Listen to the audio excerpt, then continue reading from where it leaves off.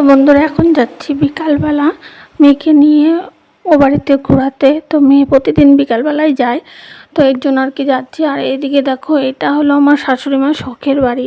শাশুড়ি মা অনেক কষ্ট করে এই বাড়িটা বানিয়েছেন বলতে পারো। এটা হলো আমাদের বাড়ি।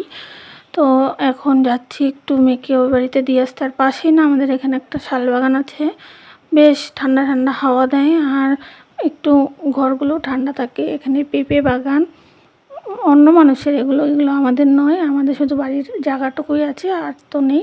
তো রাস্তা দিয়ে এখন মেয়েকে বলছি মাঝ দিয়ে হাঁটো, কারণ সাইডে অনেক পোকামাকড় থাকে, এর জন্য আর কি বলছিলাম। তার মধ্যে একটা কথা যে কুকুরগুলো না সাইডে পটি করে রাখে, এর জন্য আরও মানে সে লাগে, ঘৃণা লাগে। স্নান করতে হবে আবার ঘরে এসে, এর জন্য। দেখো এখানে অনেক জায়গা আছে মানুষের, এখন সবাই বাড়ি করে উঠে পারেনি। আর মেয়ে প্রতিদিন যাওয়ার সময় না এইখানে একটা ফুল গাছ আছে, এই ফুল গাছ থেকে ফুল, ছোট্ট একটা ফুল প্রত্যেকটা দিন তুলে ওর বলে কী ভালো লাগে। তো আমাদের বাড়ির সামনে কি নেই বলো তো, সবই আছে। পলিটেকনিক্যাল কলেজ, তারপরে এদিকে রয়েছে হলো এমনি কলেজ রয়েছে।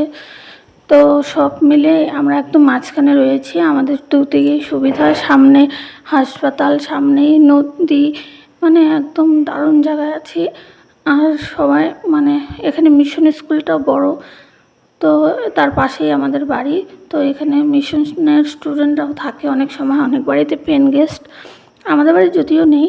তো দেখো ইট ভাটাটা দেখালাম, ইট ভাটা এখানে সমস্ত রকমের ইটের ব্লক ট্লক সব কিছু পাওয়া যায়। তো সব